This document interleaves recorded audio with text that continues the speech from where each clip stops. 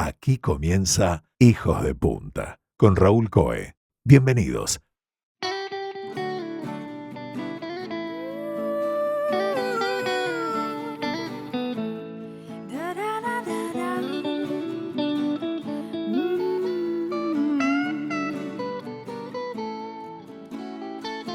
La seguridad pública, un tema con muchas aristas, un tema que no se va de la agenda, aunque cambien las banderas políticas de quienes nos gobiernan. Un tema sobre el cual escuchamos opiniones que van desde una verdadera igualdad social lo calmaría todo, hasta tenemos que crear un centro de encarcelamiento que meta miedo y hacer juicios sumarios. Un campo fértil para la demagogia, para las acusaciones cruzadas y para etiquetar actitudes como de izquierdas o de derechas. Y claro está, un poderoso botín electoral. En el medio, también hay voces que proponen ideas nuevas, creativas, o que nos acercan experiencias internacionales. Hoy les proponemos conocer o profundizar sobre algunas de estas ideas y conversar sobre estos temas que atacan a la buena convivencia en el Uruguay.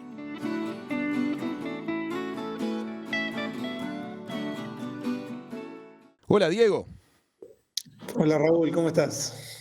Muy contento de que estés en el programa. Diego es Diego Sanjurjo. Es doctor en Ciencia Política por la Universidad Autónoma de Madrid. Tiene una especialización en políticas públicas, en criminología, en seguridad.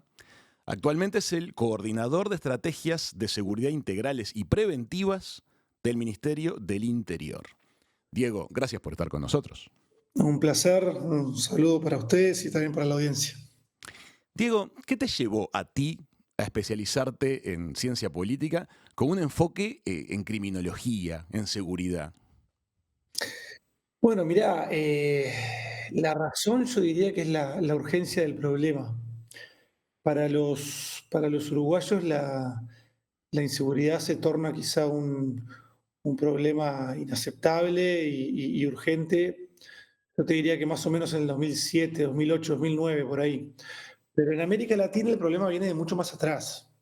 América Latina ya a principios de este siglo se torna en la única región del mundo, junto con el sur de África, en la cual la violencia y la delincuencia aumenta. En todas las demás regiones disminuye desde hace mucho tiempo, desde que tenemos registro Uh-huh. prácticamente. Es decir, el resto del mundo es cada vez más pacífico y nuestra región, junto con alguna otra, es cada vez más violenta, ¿no? Entonces, entre eso, por un lado, la urgencia del problema y que a mí yo siempre quise o sentí que quería ayudar a mi país, y el hecho de que siempre me gustó la seguridad, porque de niño quería ser policía, de hecho, Ajá. sí, sí. Bueno, creo que esa combinación fue la que hizo que ya cuando realizaba una primera maestría en políticas públicas, bueno, me decidí que ese era el tema en el que quería dedicarme para luego poder volver a Uruguay y ayudar a dar un salto de calidad en materia de política de seguridad. Pues muy bien, bárbaro. ¿Y cómo ves tú hoy la situación de la seguridad de Uruguay si la comparamos con otros países de la región? Y después vamos a ir hacia más lejos. Bien, si ahí tenemos un delito que es particular, que es el de los homicidios, que es del cual más hablamos en Uruguay, Uh-huh. que, que digo que es excepcional en el sentido de que Uruguay tiene una tasa alta de homicidios, que nos sitúa como actualmente el quinto país de la región con más homicidios por habitante. Tiene una tasa bastante más alta que la del promedio de la región y bastante más alta que la del promedio mundial. Y digo que es excepcional porque ese delito nos sitúa en una posición relativamente negativa, mientras que por otro lado hay una cantidad de delitos que sufren de manera desproporcionada los habitantes del resto de la región y que nosotros apenas sufrimos. Y cuando te digo esto me refiero, por ejemplo, a los secuestros, a la extorsión, a la corrupción. Son delitos de los que en Uruguay hablamos de vez en cuando, pero relativamente poco, Ujú. que sin embargo han avasallado a la gran mayoría de los países de América Latina. Es decir, si hoy uno le pregunta, no sé, a un hondureño cuál es el mayor problema de seguridad, seguramente te va a hablar de crimen organizado y narcotráfico, pero lo va a asociar sobre todo a la extorsión, a las estafas, a los secuestros que sufren todos los días, lamentablemente, gran parte de los latinoamericanos, ¿no? Y eso, por suerte, en Uruguay todavía está lejos, no sé si se llegará en algún momento o no, pero bueno, Uruguay en ese sentido sigue siendo una especie de oasis junto con algunos otros países, pero tenemos una tasa de homicidios muy alta, como te dije al principio. Diego, ¿y a qué se atribuye esa característica excepcional que provocaría que tengamos un nivel de homicidios tan alto? A ver, ¿por qué tenemos más homicidios que otros países? Yo diría que es por una cantidad de razones de las que vamos a hablar en este programa. ¿Por qué no tenemos los demás delitos graves que tienen otros países? Yo diría que, bueno, que por suerte tenemos un Estado bastante presente, tenemos todavía ciertos parámetros políticos que nos hacen mantenernos dentro de la regla, es decir, una cultura donde todavía la corrupción, lo ilegal está mal visto, lo cual en otros países nunca se consiguió, mejor dicho, nunca se logró. Pero en general creo que la razón por la cual en nuestro país la inseguridad es un tema, es un problema, es porque todavía no lo encaramos como se debería encarar. Es decir, creo que esa es la diferencia entre Uruguay y España, por ejemplo. ¿Está bien? Por eso tenemos, bueno, algunos delitos bajo control, porque nuestra cultura, nuestras políticas públicas, nuestro Estado lo contienen, pero hay otras áreas donde se está desbordando el problema desde hace mucho tiempo porque no lo encaramos de la manera que habría que encararlo. Vamos específicamente sobre eso entonces. Nos interesa mucho tu experiencia internacional, tanto en tu formación como en tu camino de vida, para poder traer experiencias de afuera hacia aquí. ¿Qué sentís que se ha hecho en el mundo y ha funcionado que debiéramos traer aquí?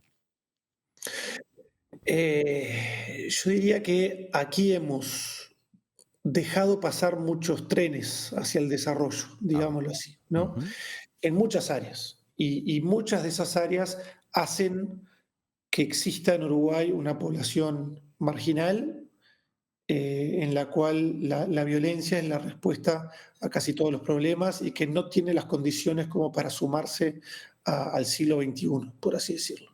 Es decir, la diferencia entre lo que hacen los estados latinoamericanos con lo que hacen los estados de países desarrollados es que encaran la seguridad desde un enfoque integral, interinstitucional, que conjuga la represión policial con esfuerzos preventivos e interinstitucionales.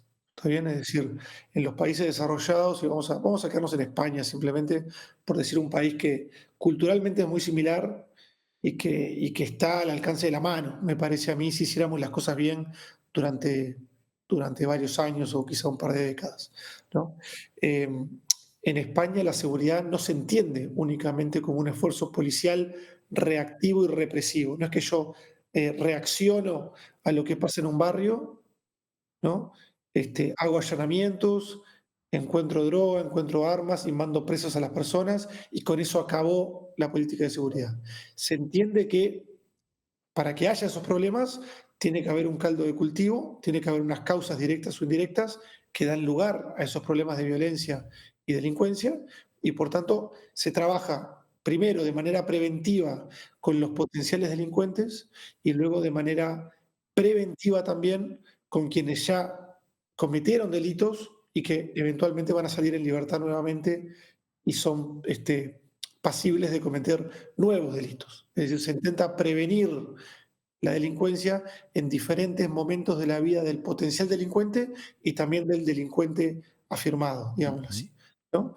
Entonces, la policía es solo un actor más dentro de ese esquema, por así decirlo, ¿no?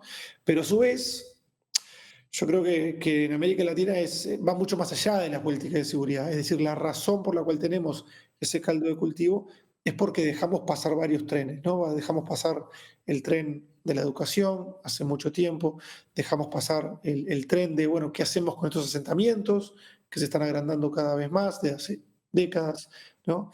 Es decir, somos países en desarrollo porque no hemos logrado atajar ciertos problemas a tiempo y el siglo XXI, la posmodernidad, hacen que la velocidad de los cambios hacen que los trenes pasen cada vez más rápido, ¿no? Y en la manera en que no los encaramos a tiempo, estamos cada vez más lejos de ellos, más allá de que en otras áreas avanzamos, porque nuestra policía está más fuerte que nunca, por así decirlo, ¿no? No en este gobierno, todos los gobiernos fortalecieron ciertas políticas públicas y no pudieron fortalecer algunas, ¿no? Y bueno, esas carencias hacen que se termine desbordando en materia de seguridad pública. Eso es lo que yo te diría. Diego, cuando uno se reúne con gente querida y surgen temas relativos a la seguridad, uno, si tiene la suerte de tener un grupo de amistades con formas de ver la vida diferentes, también encuentra miradas distintas. Y aparecen estas frases que yo mencionaba en la introducción. Existen también distintas delincuencias, ¿no? Está el que roba por necesidad, está el que roba que siente que es la forma de destacarse en el barrio, o el que arrastra un trauma que le provoca una explosión violenta, está el narcodependiente, está el que tiene un dolor emocional por, no sé, su equipo o su novia o lo que sea, y son como muchos casos de delincuencias. Sobre algunos de estos se debiera de poder accionar, ¿no? Y seguramente se está intentando. ¿En qué estamos sobre estos aspectos? Bien, yo te diría que sí, es decir, nosotros tenemos, de vuelta, cuando hablamos en Uruguay en materia de seguridad pública, empecemos por ahí, ¿no? Nos referimos generalmente solo a la policía. Tenemos una policía bastante preparada, bastante bien armada, en todos los sentidos, no solamente en cuanto al armamento. Tenemos una policía que debe ser, sin duda alguna, de las mejores de la región, sin lugar a dudas, sin que eso signifique que no hay mucho margen de mejora en cuanto a la formación, en cuanto a los recursos humanos, en cuanto a las necesidades, los salarios, el capital humano, organización, etcétera. Pero en términos relativos estamos bastante bien. Si no tuviéramos a esa policía, el problema sería mucho mayor. Es decir, no Ujú. estaríamos hablando de 400 homicidios por año, estaríamos hablando de miles, seguramente, ¿no? Ahora, la policía, como te dije antes, lo que hace, lo que está demostrado que hace tanto en Uruguay como en el resto del mundo, por más que nuestros actores políticos y la ciudadanía muchas veces no lo visualiza así, es que logra controlar a la delincuencia. Esa es la palabra clave. La policía lo que hace es controlar a la delincuencia. El sistema penal lo que hace es controlar a la delincuencia. ¿Qué significa controlar? Controlar significa que es como si uno tuviera una olla a presión o uno tuviera una olla con agua hirviendo y uno le pone una tapa. ¿Está bien? Lo que logras es que no se desborde el problema. Pero el agua sigue hirviendo y sigue estando ahí el problema. Ujú. Por eso hay otras políticas públicas que son las que tienen que lograr que baje la temperatura del agua. Es decir, la policía no puede, ni en Uruguay ni en ninguna parte, no puede reducir el delito de manera sostenible en grandes territorios. No puede. Puede bajar el delito en Cerro Norte durante unos meses con mucha presencia policial. Eso puede hacerlo. Pero de manera sostenida en grandes territorios no puede. Lo que puede hacer es controlar a la delincuencia. Nosotros controlamos muy bien a la delincuencia, te diría. Cada gobierno lo controla mejor que el anterior. Ajá. Pero, pero, por ejemplo, no tratamos las adicciones, ¿no? O sea, ese delincuente que vos decís que delinque por necesidad, necesidad entendida, por ejemplo, porque no puede parar de drogarse, ¿no? Y aunque quisiera, no podría conseguir un trabajo porque no puede estar un par de horas sin consumir Sí, estupefacientes, o el hermano mayor de una familia que se desmembró. Casos así. por ejemplo, ¿no? Sí, hay casos, hay muchos casos, te diría que la mayoría de los delitos, de los delincuentes, de las personas que han cometido delitos violentos, donde necesidad y voluntad son difíciles de discernir, Ujú. ¿no? Es decir, puede ser que yo empiezo delinquiendo por necesidad, porque tengo hambre, pero luego me doy cuenta que eso me hace ser respetado en el barrio y por un tema de reconocimiento continúo una carrera delictiva, ¿no? O sea, generalmente van de la mano y es difícil discernir, ¿no? A su vez, una persona que hace años que se dedica a violentar a otras, bueno, no sabe leer ni escribir, ¿no? Y en el siglo XXI Claro. sus probabilidades de tener un trabajo son relativamente pocas, ¿no? Entonces, es muy difícil discernir ahí qué está detrás de cada delito. Lo que es seguro es que hay algunas situaciones a las cuales no les damos respuesta, ¿no? Es decir, esa persona que no sabe leer ni escribir, al menos de forma, de una forma que marcan los parámetros que implica saber leer y escribir, bueno, eso atañe a la mitad de las personas que tenemos presas en Uruguay, por ejemplo, La ¿no? mitad de las personas encarceladas son analfabetas hoy en Uruguay. Son analfabetas funcionales, sí, Qué dato, sí, no sabía. sí. Tenemos luego un porcentaje menor que no sabe ni siquiera escribir su nombre, por decirte algo, ¿no? Pero la mitad son analfabetas funcionales. Y la mayoría de ellas tienen un consumo problemático de estupefacientes, ¿no? Entonces, a esas dos problemáticas, por supuesto que tenemos una política educativa enorme en todo el país que busca darle respuesta, pero evidentemente con un 60% de personas, un 50% que no termina el liceo, y luego una cantidad enorme, miles, decenas de miles, cientos de miles, que son analfabetos funcionales y que no logramos que se reenganchen a la educación, claramente no les estamos dando una solución, ¿no? Entonces, en ese sentido, lo mismo vale para las adicciones, lo mismo vale para los problemas de salud mental, lo mismo vale para poblaciones marginales que no logran conseguir un trabajo, ¿no? O que no logran tener habilidades laborales. Es decir, el siglo XXI hace que las necesidades aumenten cada vez más, ¿no? Que aumente el estándar y nosotros, sin embargo, en esas áreas no logramos avanzar a la velocidad que precisamos avanzar. Y la policía avanza, pero la policía solo logra controlarlo, no logra reducirlo. Y nunca va a lograrlo, ¿no? Diego, te propongo que por unos minutos analicemos algunos casos que suelen surgir en las conversaciones acerca de otros países, y opinemos acerca de ellos. Por ejemplo, hace unos días conversábamos con amigos del Brasil que nos hablaban acerca del momento en el cual Brasil decidió militarizar su policía y entrar a las favelas a sangre y fuego para combatir los fenómenos de juego ilegal, prostitución y tráfico de drogas. Esta gente nos contaba que la experiencia de ellos, como ciudadanos de la misma ciudad en la que estaba pasando eso, es que lo que sucedió fue que el nivel de violencia global aumentó. Es como que a lo que la policía se endureció, también se endurecieron los delincuentes y se acostumbraron a un nuevo estándar de violencia. ¿Qué sabes del caso del Brasil, por ejemplo? Sé mucho porque es un caso paradigmático en la región. Es más complicado que eso, ¿no? A Y da ver. para conversar durante horas. En Brasil hubo varios intentos de pacificar las favelas, ¿no? Una cantidad. Brasil también hay que decirlo, es un caso muy distinto a Uruguay por muchas razones, ¿no? Pero Ajá. tiene amplias zonas del territorio tomadas por el crimen organizado, donde gobierna el crimen organizado, donde se da una gobernanza criminal que tiene una especie de negociación con el Estado. Es decir, el Estado apenas está presente en esas zonas y le permite, entre comillas, porque podría hacer una guerra que seguramente no ganaría, pero podría hacerle una guerra todos los días. Pero es muy importante esa aclaración, porque con muchas frecuencias en las charlas aparecen extrapolaciones hacia casos que no vale. Es decir, Eh, casos en los cuales el nivel de delincuencia o de violencia está lejos del de Uruguay. Sí, vale. Yo no te diría que no vale, porque todo enriquece siempre y cuando uno entiende los detalles de las problemáticas y de las políticas, ¿no? Bien, veamos. Brasil, como te digo, tuvo varios intentos a través de las décadas para pacificar las favelas. Evidentemente ninguno fue particularmente exitoso, porque si no, Brasil no sería un país mucho más inseguro de lo que es Uruguay Ujú. hoy por hoy, ¿no?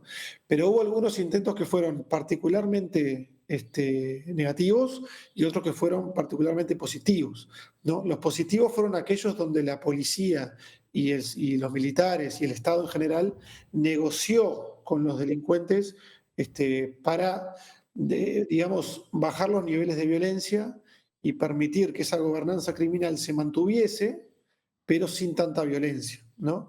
De vuelta, es una situación que yo no quiero para Uruguay, Claro, porque ahí cuesta, ya cuesta estamos perdidos. imaginarlo, ¿no? Para nuestro país, llegar a como una especie de diálogo político con jerarcas de la delincuencia. Exacto, o sea, es una situación que yo no quiero que Uruguay tenga a la que Claro. Uruguay tenga que llegar jamás, Pero ¿no? no obstante, a ellos les funcionó.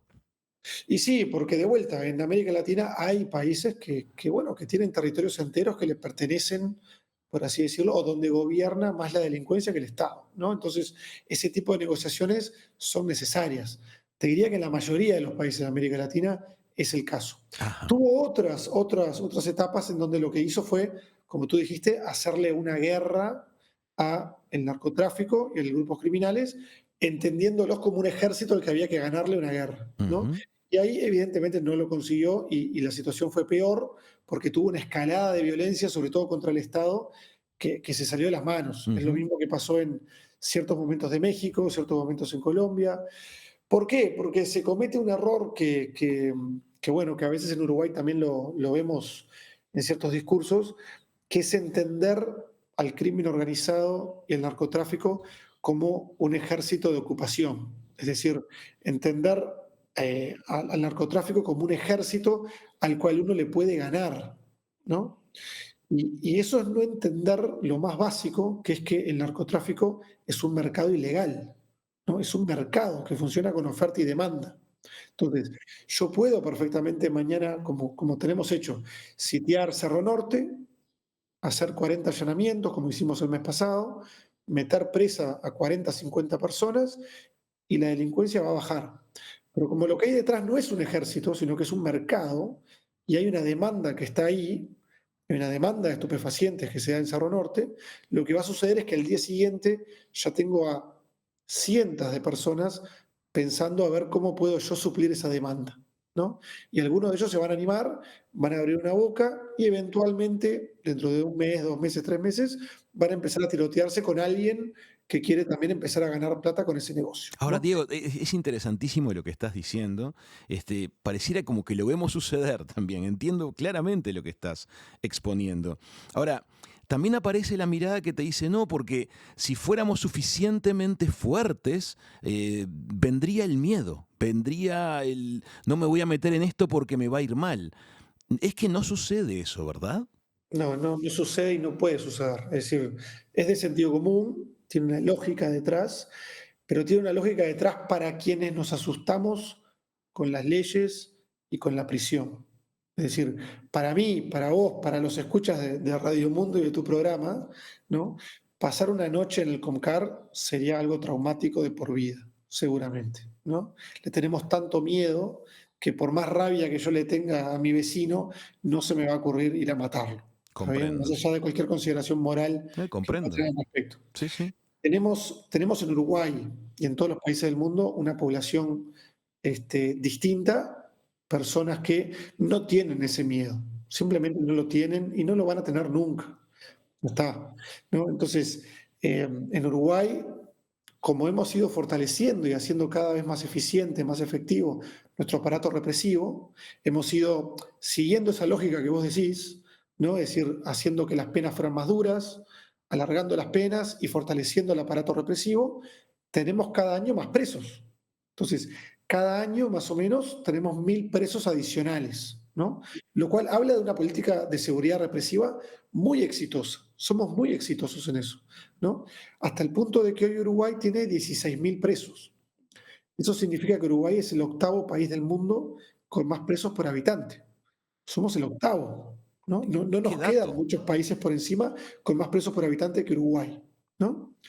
Y entonces lo que hay que plantearle a ese ciudadano es si el ciudadano realmente cree que en algún momento capaz que llegamos a 17.000, 18.000, 20.000 y que en algún momento ese número va a hacer que todos los delincuentes potenciales de Uruguay empiecen a tener miedo de ir a la cárcel. No va a suceder, simplemente La no experiencia es sucede. que no le pasó a ningún país que atravesó este camino, por ejemplo.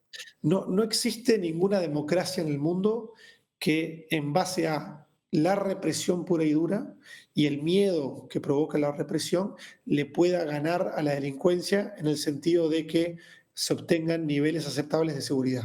Diego, en muchas conversaciones surge el tema de el caso de Bukele, como en algunos aspectos caso de éxito, quienes cuestionan, bueno, pero la realidad que afrontaba ese país era muy distinta de la de Uruguay.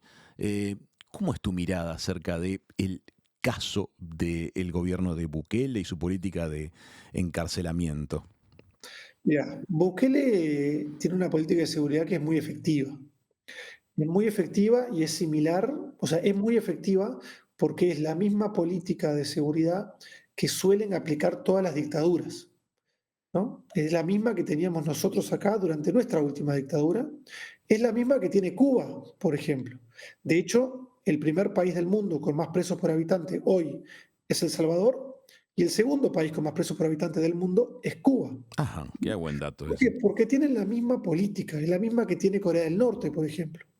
Básicamente, ¿qué es lo que hizo Bukele? Suspendió los derechos civiles más elementales. Pero ojo, a veces uno dice esto y el escucha piensa, no le importa los derechos de los presos. No, no, lo que significa eso es que no le importa el derecho que tenemos todos a que tenemos que, para ser procesados, se tiene que demostrar que somos culpables. Comprendo. O sea, acá en Uruguay, si yo creo que vos cometiste un delito, lo que yo tengo que hacer es probarlo, la justicia lo tiene que probar. Y vos tenés un abogado defensor que va a intentar demostrar que vos no sos culpable, ¿no? Y un juez va a decir esta persona es culpable y vas preso. Eso es el gran desafío que tienen los sistemas penales de todas las democracias del mundo. Ujú. Las dictaduras no tienen eso.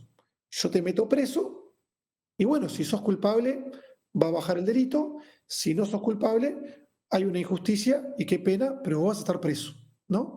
Bukele hizo lo mismo, es decir, en Bukele desde hace 3 años ahora están suspendidos esos derechos. Vos no tenés derecho a un abogado y no tenés derecho a un juicio.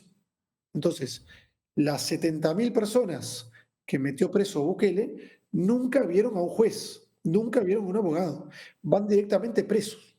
Entonces, mientras que vos en Uruguay haces una denuncia y decís, mirá, hay una boca de droga ahí venden droga, y yo tengo que hacer todo un trabajo con fiscalía para realmente demostrar que ahí venden droga, allanar, encontrar evidencia, procesar a la persona, y todo eso me tarda meses. En El Salvador simplemente va la policía, mete preso a todas las personas que están en esa vivienda, y a lo mejor no había ninguna boca, pero van presas igual, ¿no? Entonces, es una efectividad impresionante, la misma que hay en Cuba, la misma que hay en tantas dictaduras, pero evidentemente es insostenible, incompatible con una democracia, ¿no? Porque además lo que nos muestra la evidencia en América Latina, y ya hace tiempo que se está viendo también en El Salvador, es que generalmente los gobiernos autoritarios empiezan de esa manera y luego los que van presos son los periodistas, después van los opositores y después básicamente no queda nadie para cuestionar al gobierno que luego se mantiene indefinidamente en el poder, ¿no? Que es también lo que estamos viendo en El Salvador, porque recordemos que lo acaban de votar de vuelta a Bukele, cuando en realidad la reelección está prohibida por la Constitución, ¿no? Entonces, El Salvador pinta bastante mal, lamentablemente. Me parece muy importante lo que acabas de decir y muy significativo. Entonces, tenemos que tomarle mucha atención a las patas preventivas. Y Exacto, porque vos fíjate, ¿no? Ese es el gran, esa es la gran lección que uno tiene cuando uno ve los números. Vos ves, yo tuve esta discusión con todos los 3 ministros a los que he podido asesorar estos últimos 5 años, ¿verdad? Vos les mostrás un gráfico de cómo aumenta los recursos materiales e humanos de la policía.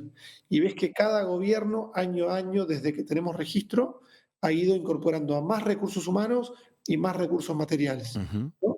Este gobierno, por decirte algo, en estos 4 años incorporó 4.000 funcionarios policiales, 1.200 vehículos, 7.000 cámaras. Es decir, cada gobierno cada año fortalece más el aparato represivo y eso se ve en que cada vez tenemos más personas privadas de libertad, ¿no? ajá, Y sin embargo, hay delitos que simplemente no bajan. Entonces, ¿cómo comprendo. puede ser? El problema es que estamos reaccionando al delito, pero no lo estamos previniendo. Ahí está la clave. Si nosotros lográsemos que menos gente quisiera delinquir y a su vez lográsemos que más personas que delinquieron no quieran delinquir más, ahí lograríamos cerrar esa brecha, lograríamos cerrar el círculo y hacer que la persona vaya presa, el que delinquió, pero no vuelva más. Y por tanto habría cada vez menos delito. Eso es lo que lograron los países desarrollados desde hace mucho tiempo. Cada vez menos delito, menos personas presas y por tanto al final también se hace innecesario un aparato represivo tan grande. Diego, en la primera parte hacíamos un gran diagnóstico de la situación y poníamos en valor la importancia de la pata preventiva. ¿Qué te parece si empezamos a poner sobre la mesa estrategias de prevención que te parezcan significativas, interesantes, experiencias de otros países, que te parezca que podríamos instrumentar o ya estamos instrumentando aquí en Uruguay? Mira, yo creo que lo primero es entender esto que en estos últimos años hemos ido intentando instalar, la narrativa o el discurso que hemos estado intentando instalar desde el Ministerio del Interior, que es esto del enfoque dual, que es esto que hemos estado hablando, es decir, la idea de que la represión por sí sola simplemente no puede, no es capaz de reducir el delito a niveles aceptables y que por eso tiene que complementarse con una pata igual de fuerte, preventiva, donde está incluida también la rehabilitación de los presos. Ujú. Es decir, si no tenemos ambas patas fuertes, los esfuerzos de la primera pata, de la pata represiva, siempre van a terminar siendo estériles y al final van a ser insostenibles, además, que es lo que nos está pasando en Uruguay. No podemos seguir financiando un sistema penitenciario con tantas personas, ¿no? Entonces, lo primero es instalar ese, o sea, que digamos que tengamos de alguna manera un acuerdo social o político, por lo menos, o al menos que el siguiente gobierno y el que venga después entienda lo mismo, ¿no? Y nos permita pasar de una política puramente policial y represiva a una también preventiva e interinstitucional. Entonces, hay un primer, digamos, para lograr eso, una primera acción interesante sería tener una mesa de coordinación de seguridad interinstitucional donde estén sentados todos los actores que tienen que estar sentados. ¿Quiénes deberían ser los actores? Y bueno, por ejemplo, ¿no? Te voy a mencionar medidas concretas donde nos serviría mucho o sería un salto de calidad importante si lo pudiéramos organizar ya sentados en la mesa todos juntos, ¿no? Por ejemplo, tenemos una deserción estudiantil enorme que en gran medida se da por la inseguridad. Es decir, A ver, en barrios críticos, en barrios complicados de Montevideo y otras ciudades, lo vemos en Uruguay y lo vemos en otros países del mundo, los niños, los adolescentes, entre las muchas razones por las cuales no quieren estar en el liceo, es porque no se sienten seguros. Es decir, porque dentro de esos liceos hay violencia. En los barrios hay violencia, pero en esos liceos hay más violencia todavía. dentro Entonces, de las instituciones. exactamente, sí, es decir, está todo lo que tiene que ver con el bullying, todo lo que tiene que ver con situaciones en las cuales el niño o el adolescente no quiere estar ahí porque se siente inseguro y que en otros países se ve exponencialmente agravado por balaceras, por delitos. Es decir, si nosotros abriéramos la caja en muchas de nuestras escuelas y liceos de contexto crítico, veríamos que hay niños a los que todos los días les roban, a los que todos los días les sacan la comida, a los que los molestan, etcétera, etcétera. Te pongo esto como un ejemplo, ¿no? ¿Un ejemplo de qué? De que la escuela, el liceo, como es una herramienta clave para la ciudadanía y para el desarrollo, tiene que ser el lugar más seguro de los barrios carenciados. Es decir, ahí un niño no puede sufrir violencia, ahí un adolescente no puede sufrir violencia.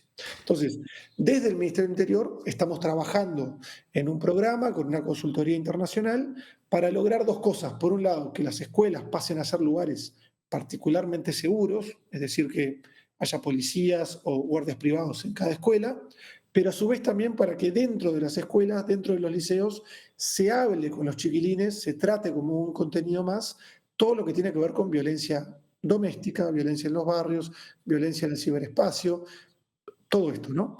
Claro, una cosa es que lo haga yo desde el Ministerio del Interior y le pido ayuda, digamos, o le pido cooperación a la ANEP.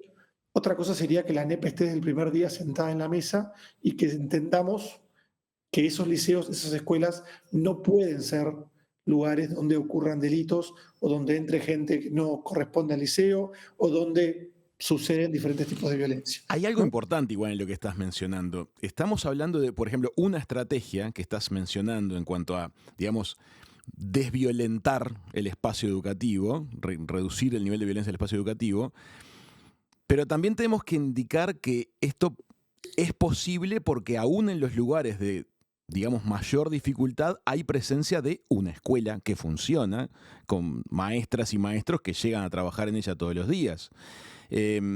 Pareciera que en eso estamos distintos que muchos países de América, como decías tú, en los cuales ya hay territorios que están entregados al ámbito criminal, ¿no?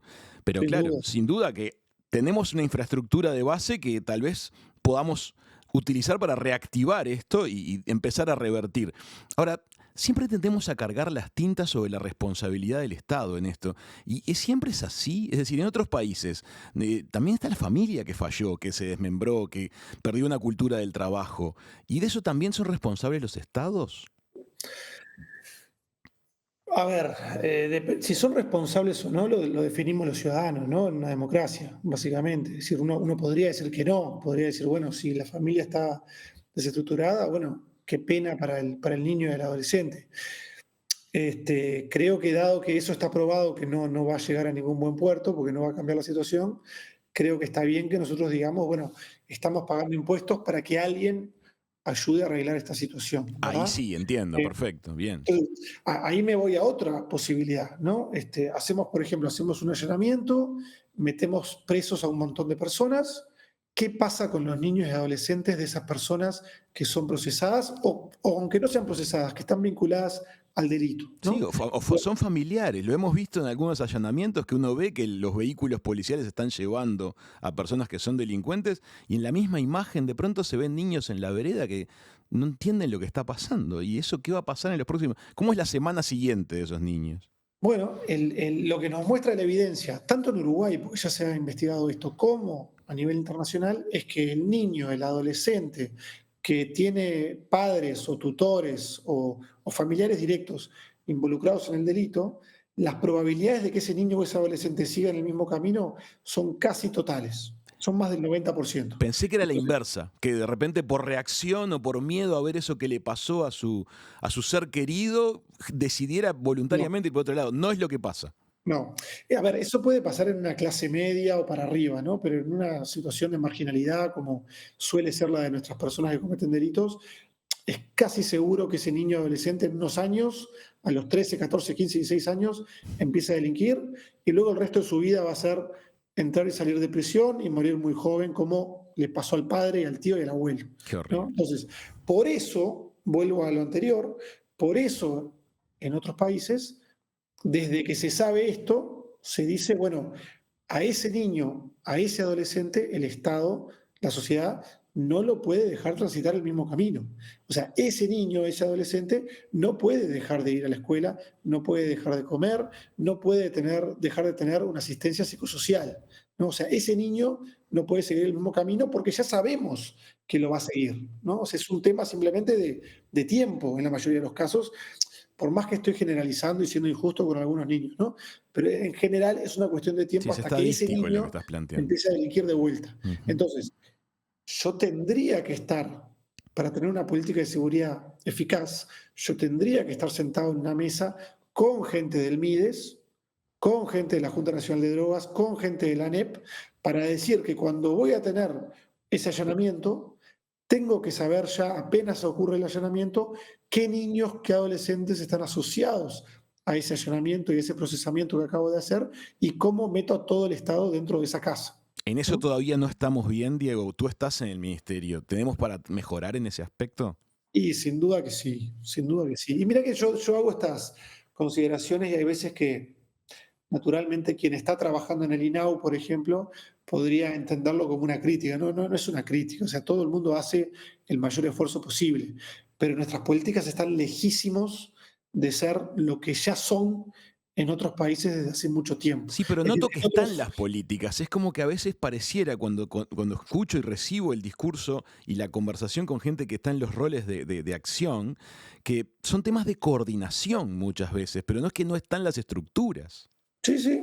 A ver, siempre las estructuras están muy tensadas, y les faltan recursos, pero ¿por qué les faltan recursos? Porque hemos dejado que el problema creciera tanto, ¿no? Y seguimos haciendo siempre lo mismo, esperando resultados diferentes, y llega un momento donde cualquier oficina no da abasto para el problema que tiene, ¿no? Entiendo. Pero de vuelta, en otros países, lo estuve visitando hace 2 meses estuve en Alemania, invitado por el gobierno alemán, visitando ciertas políticas o ciertos programas, tienen oficinas donde hay trabajadores sociales, policías y gente, psicólogos, por ejemplo, que lo único que hacen realmente es trabajar de manera coordinada para ver cómo evitar que esos niños y adolescentes con familiares asociados al delito no sigan el mismo camino. Es decir, diferentes Sí, sí, estamentos del Estado, o desactivadores. profesiones, mejor dicho, en una misma oficina, con un mismo expediente, viendo si, haciendo el seguimiento de Pepito, que es el hijo de no sé quién, que está preso, y cómo hacemos para que Pepito tenga todo lo que precisa para no acabar en la misma situación, Diego, ¿no? hablemos de lo que has, de las experiencias referidas a la desactivación de procesos criminológicos, porque por un lado está todos los casos que podríamos entender como más de difícil acceso, cuando ya venimos de una familia que se cometen delitos con frecuencia, que el estilo de vida de la familia no tiene hábitos de trabajo, pero también hay una enorme cantidad de delitos que los vemos suceder y que tienen origen pasional, de repente por el lado del amor, por el lado del deporte. ¿Se puede trabajar con la policía o con otras estructuras para tratar de mejorar estos temas de convivencia antes de que desemboquen en delitos? ¿Hay experiencias en el mundo en esto? Hay experiencias. A ver, hay que decir también que, a ver, es difícil a veces hablar de estos temas sin caer en algún problema, porque bueno, a veces lo políticamente correcto termina dominando todas estas discusiones, ¿no? Entiendo, entiendo Eh, claramente. ¿Por qué te digo esto? En Uruguay tenemos actualmente vigente, nadie lo sabe, nadie se acuerda, pero está vigente una emergencia nacional de violencia basada en género. Está vigente eso desde 2019, Ujú. ¿no? Sin embargo, nuestras mujeres asesinadas son el mismo número que había hace 30 años. Es decir, en Uruguay el problema de la violencia letal, sobre todo, es un problema que atañe a hombres.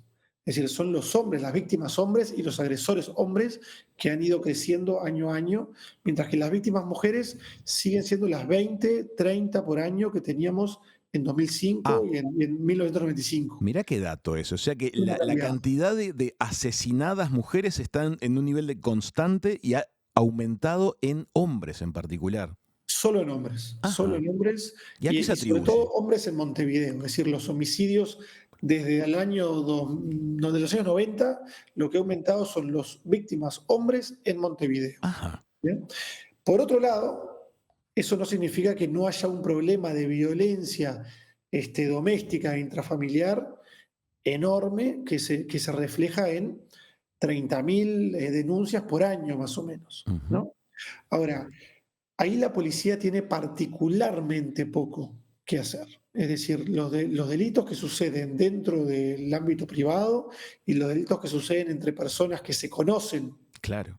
que tienen una relación y que por eso tampoco piden ayuda de antemano, Se ¿no? conocen, se abren la puerta, sucede puertas adentro, desde la policía, difícil, Muy difícil, ¿no? Muy comprendo. difícil. En Y el por mundo supuesto que entero, esto eso es así. políticamente es muy difícil de decirlo, es difícil decir, mira, me estás responsabilizando a mí por cosas que tengo poco para hacer, pero es real, tienen pocas cosas para hacer, Y pasa ¿no? en Es todo el decir, mundo, no es solo Uruguay. no es solo en Uruguay, tenemos en todo el mundo cada año más denuncias de violencia, o no en todo el mundo, pero en gran parte del mundo tenemos más denuncias de violencia basada en género, de violencia doméstica, dependiendo de qué es lo que uno está analizando. En general, lo que se considera a nivel mundial es que no es que el fenómeno se esté agravando, sino que lo que cambia es la actitud frente al fenómeno y la actitud a denunciar, ¿no? Es decir, Entiendo.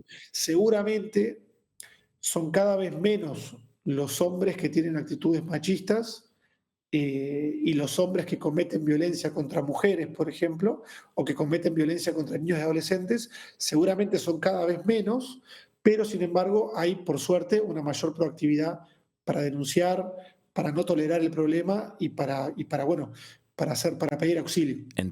básicamente, Pero ¿no? decías que aumenta en forma mundial la cantidad de hombres. ¿Y ahí qué parámetros son los que juegan? ¿Narcodependencia? Te hablaba yo de las pasiones.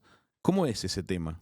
A ver, la violencia y el delito, los delitos violentos y la violencia son cosa de hombres a nivel mundial y en todas las sociedades que jamás se han estudiado.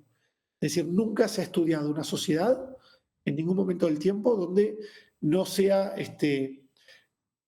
la enorme mayoría de los delitos violentos y la violencia cometida por hombres. De hecho, hoy el 94 por 95% de todos los asesinatos a nivel mundial los cometen hombres, ¿Qué ¿no? dato? Y En Uruguay el 90 y creo que es el 93% de los presos son hombres y eso es representativo de todos los países del mundo, ¿no? Eso tiene muchas razones, tiene razones culturales, económicas, hay muchas razones. Hay una que también es biológica. Los hombres tenemos mucha más testosterona que las mujeres Ujú. y eso hace que seamos mucho más impulsivos y mucho más violentos, Ajá. sobre todo entre los más o menos 15 años y los 35 años. Ahí es cuando a nosotros se nos aumenta de manera explosiva la testosterona, se nos va para arriba esa hormona y es cuando estamos sexualmente activos, por supuesto, es la hormona sexual, es lo que permite que la raza humana se perpetúe, por así decirlo, pero a su vez somos mucho más impulsivos y mucho más violentos, ¿no? Ujú. Entonces, por eso es que es en esa edad cuando los hombres cometen mucha violencia y después de esa edad baja en picada nuestra proclividad a cometer violencia. Y eso lo vemos también en las cárceles. Es decir, la persona que sale de la cárcel con más de 35 años, con más de 40 años, y ya es improbable que vuelva a prisión por un nuevo delito. Ah, reincide menos. Mucho menos. Qué interesante ese dato. Muchísimo Quien menos. sale de prisión después de esa edad, reincide menos. Vamos a entrar un poquito a ese tema, si te parece, Sí, a sí, sí. nuestro déficit a nivel carcelario. Hay quienes celebran que la población carcelaria sigue aumentando, hay quienes obviamente sienten que eso es síntoma de un éxito a nivel de estrategia represiva, pero trae aparejado un enorme problema, que es lo que sucede puertas adentro de las cárceles. ¿Te parece que estamos a las puertas de un gobierno que decida hacer una inversión en cárceles que haga a la calidad de la rehabilitación? Mira, yo creo que las cárceles son la Son clave la de la clave. seguridad pública. Sí, sí, mi experiencia internacional, yo tuve la suerte, por suerte, de poder trabajar, haber podido trabajar en muchos países, más allá de no solamente estudiarlos desde afuera, ¿no? Ujú. Eh, Creo que si tengo que decir, bueno, ¿qué diferencia un país exitoso en materia de seguridad de un país inseguro? Yo te diría que es las cárceles. Diego, y todos sabemos que la preocupación por las zonas de contexto crítico tiene que ser enorme para todos los gobiernos, que la preocupación por la calidad del sistema carcelario y su capacidad de rehabilitación tiene que ser enorme para todos los gobiernos, pero el mundo de la calidad de las cárceles, ¿es una emergencia? Sin duda que es una emergencia. Es una emergencia, sobre todo porque es la clave de nuestra inseguridad. Por eso es una Ajá. emergencia. Es decir, hace unos años, hace 20 años, las cárceles estaban en una situación también calamitosa, pero el problema de la inseguridad pública no había crecido hasta los niveles en los que creció en estos últimos 10, 15 años. Entonces, no era tan urgente. Hoy es todavía más urgente porque, de vuelta, para mí es la clave de la inseguridad pública, ¿no? Eh, Vos decías antes, ¿no? Hay gente que festeja que tengamos tantos presos, ¿no? Claramente nunca se puso a pensar en dos cosas. Primero, el costo que tiene eso, y Claro. segundo, el costo económico, Ujú. y segundo, que la persona que le está robando en la calle todos los días, la persona que está matando todos los días en algún barrio de la periferia, y la persona que duerme en su calle, esas tres personas ya pasaron por prisión una o varias veces y salieron peor de lo que entraron. O sea, esa conexión es la que muchos ciudadanos no entienden. Y la otra es que no saben el costo impresionante que tiene esto para las arcas públicas. Es decir, cuando vos vas al supermercado en Uruguay y es carísimo, entre otras cosas, es porque cada preso nos cuesta alrededor de 40.000 pesos por mes. Cada preso. Simplemente para que no se escape, ¿no? Tener 16.000 personas y que no se escapen es muy caro en materia de infraestructura, de personal, de Comprendo. recursos, Claro. ¿no? Carísimo. No, y todavía, esto es lo más triste, es mucho más caro si pensás en los resultados que obtenemos, ¿no? Porque esa persona va a salir peor y va a entrar a los pocos meses o a los pocos años, va a entrar de vuelta por un nuevo delito, ¿no? Di- Entonces, Digo, quiero matar un prejuicio, a ver si es sí, posible o si no se puede matar. Capaz que está bien explicado el prejuicio. Em, Hay gente que dice, es inútil intentar rehabilitar porque salen y delinquen de nuevo. ¿Es mentira o es verdad? Es decir, ¿existe una rehabilitación eficaz? ¿Es posible? por Claro. supuesto, sí. Es decir, en Uruguay, para que veas la, la- cómo nos cuesta entender lo básico de esta área de política pública, hasta el año 2022 nunca habíamos medido la reincidencia. Recién en 2022 por primera vez No se hicimos todo medía. un estudio a nivel del Ministerio del Interior que implicó agrandar las bases de datos, actualizarlas, una cantidad de dificultades operativas. Por primera vez medimos la reincidencia delictiva. Y ahora sabemos que de cada 10 personas que salen libres, 7 vuelven a prisión por un nuevo delito antes de los 4 años. ¿Está bien? O sea, el 70% de los presos vuelve a reincidir. Qué cifra Y preocupante. de los 3 que no vuelven a reincidir, la mayoría tienen más de 45 años. Es lo que te dije antes. Claro, Llega una cierta edad comprendo. donde la persona o se muere, en muchos casos, o cambia de vida porque tiene una familia, porque no quiere seguir así, porque no puede seguir así, porque simplemente ya no aguanta más lo que estaba haciendo antes, ¿no? Ahora, como vos decís, hay muchas personas que creen que como en Uruguay las personas reinciden con tanta facilidad, no hay alternativa. Y claro, eso sería solamente mirar a los países donde eso no sucede para entender que eso se puede cambiar, ¿no? Yo te dije hace unos minutos, te dije que hace un par de meses estuve en Alemania, invitado Sí. por el gobierno alemán, ¿no? Ujú. En Alemania es menos del 30% La quienes reinciden, reincidencia. ¿no? Menos del 30. Menos del 30. ¿Qué significa esto y cómo hicieron los alemanes para que veamos lo que hay que hacer en Uruguay, A ver. básicamente? Es lo mismo que se hizo en España, es lo mismo que se hizo en otros países. Década del 70, hace 50 años, el gobierno alemán llegó a la conclusión de que tenía cada vez más presos, era cada vez más caro y eso no estaba ayudando a la seguridad pública. Hace 50 años en Alemania estaban en nuestra foto. Ahí va, no, con Ajá. menos delincuencia seguramente, pero con la misma foto, es decir, un sistema cada vez más caro, con cada vez más presos, con una reincidencia altísima y por tanto, como consecuencia, un delito que no bajaba, Bien. ¿no? Y dijeron, se acabó. Es decir, acá tenemos que empezar a hacer lo que en aquel momento solamente hacían los países de Europa del Norte, ¿no? Dinamarca, Noruega, todos estos países que siempre son los precursores en este tipo de temas, dijeron vamos a empezar a invertir para reformar nuestro sistema penitenciario para poder bajar la reincidencia. Es decir, lograr que los presos salgan mejor de lo que entraron y logren no tener que reincidir, ¿no? Ahí empezaron a invertir. A los pocos años empezaron a ver cómo ese sistema daba resultado, cómo las personas salían de prisión teniendo básicamente habilidades laborales, ¿no? Es decir, ¿Invertir en qué, entonces?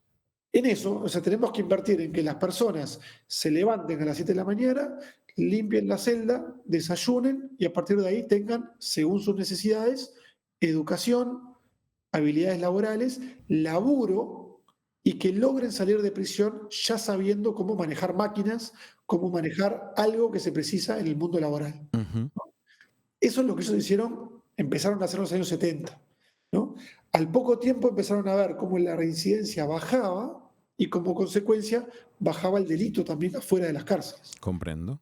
Y ahí lo que empezaron a hacer es, bueno, tenemos que invertir todavía más, porque esto da resultados. Invirtieron, invirtieron, invirtieron. Hoy, 50 años más tarde, menos del 30% de los penados reincide y los niveles delictivos son prácticamente inexistentes. Es decir, Alemania tiene una tasa de homicidios que es 10 veces menor que la nuestra y el delito común, no es un tema de discusión pública, no existe. Es como si yo te hablara de, no sé, la política espacial del Uruguay. No existe. Es un tema que no está en discusión porque a nadie le preocupa. Bueno, en Alemania las rapiñas, los asesinatos, las violaciones tampoco son un tema, salvo que pase algo esporádico que por supuesto que puede pasar, ¿no? Pero no es un tema. En Uruguay llevamos por lo menos 50 años de atraso. Diego, a mí me alegró mucho ver personas con tu formación y con tu experiencia formaran parte del equipo técnico. Tengo entendido que eso viene siendo así. Uruguay deja espacio a los equipos técnicos a la hora de asesorar en las políticas públicas. Pero ¿se siente esa incidencia? ¿Te parece que vamos a seguir en el mismo camino en el Uruguay? ¿Tenemos clara esta hoja de ruta? ¿Nuestros políticos tienen clara la hoja de ruta que debiéramos recorrer? A ver, como todo es relativo, ¿no? Es decir, Uruguay seguramente le da mucho más espacio a lo técnico que Honduras. Comprendo. central, ¿no? Seguramente. Ahora, no le damos ningún espacio si nos comparamos con los países a los cuales nos queremos parecer. Ninguno, ¿no? Y una de las razones por las cuales, creo yo, desde mi punto de vista, una de las razones por las cuales la inseguridad es el problema principal de los uruguayos es porque no tenemos recursos humanos especializados en la materia. O sea, Uruguay no tiene dónde formar a personas en materia de seguridad pública, seguridad ciudadana o criminología o como tú lo quieras llamar. Si vos mañana querés formarte en la materia, no tenés dónde, tenés que irte al extranjero. Es así. Uruguay es así. O sea, Pero Uruguay eso es el o sea, tema, podés es el tema fijarte. central de la campaña, o para muchos lo es, y podrá gustarnos o no que lo sea, pero como concepto no tenemos dónde formarnos en un tema que aparentemente nos importa tanto. No hay ninguna universidad del Uruguay que forme, que tenga licenciaturas, que tenga posgrados, diplomas, maestrías, doctorados. No hay absolutamente nada, nada. Tenés que irte a Argentina, a Chile, a Brasil, a España, donde vos quieras, como fue mi caso. No tenés que irte a otro lado porque acá no hay, simplemente no hay, Sin duda, ¿no? ahí hay que trabajar. Evidentemente, ¿no? Entonces, eso hace también que los técnicos que haya estén formados en el extranjero, este, hace que en los partidos políticos no haya especialistas en el tema generalmente, más allá de penalistas o fiscales, por ejemplo, pero son una pata de la seguridad pública, ¿no? Es decir, Claro. cuando vos estudiás criminología, la primera hoja del manual te dice básicamente eso, te dice la policía es un actor que lo que logra hacer es controlar el delito, no reducirlo. Para reducirlo tenés que hacer esto, esto y esto, ¿no?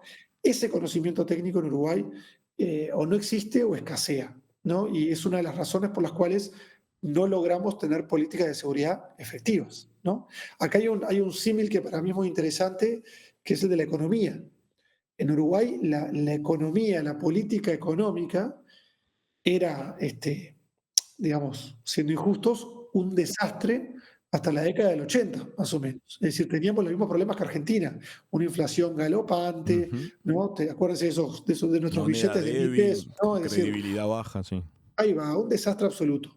En parte, ¿por qué? Porque no teníamos economistas. En Uruguay no existía la Facultad de Economía y los ministros de Economía eran empresarios. Pero no Ajá. existía la economía como disciplina ni economistas que luego permearan en los partidos políticos y en el gobierno, ¿no? Y hubo toda una política excepcional por la cual se creó la Facultad de Economía, se mandaron profesionales al extranjero para que se formaran con becas, Sí. volvieran a Uruguay y se les dieron puestos claves en el Banco Central, en el Banco Hipotecario, en el Ministerio de Economía, etcétera, etcétera, ¿no? De vuelta, es con lo que empezamos la charla, ¿no? Áreas de política pública donde Uruguay avanzó y de alguna forma se sumó al tren del desarrollo y áreas que dejamos completamente a la deriva, como es los temas de política de drogas, la política educativa y sin duda alguna la política de seguridad, ¿no? O sea, no puede ser que uno en Uruguay no pueda formarse en estos temas, es que ya llega a un punto del ridículo, ¿verdad?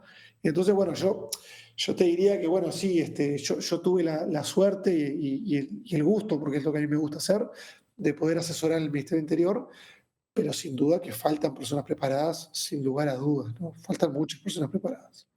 Diego, te quiero agradecer mucho la charla que nos diste. Aprendimos un montón de cosas, nos aportaste un montón de datos y nos gusta tener en el programa este tipo de mirada serena, objetiva, de muy bajo nivel de sesgo partidario, pero que apunta a las buenas intenciones y a tratar de que el país mejore en sus aspectos tal vez más oscuros. Un país que tiene tantas cosas maravillosas, sin duda tiene acá grandes nubes oscuras en las cuales tenemos que trabajar.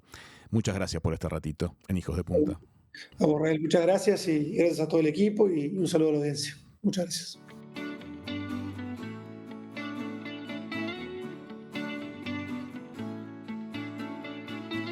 Esto fue Hijos de Punta. Raúl Coe, todos sus invitados y una muy buena charla.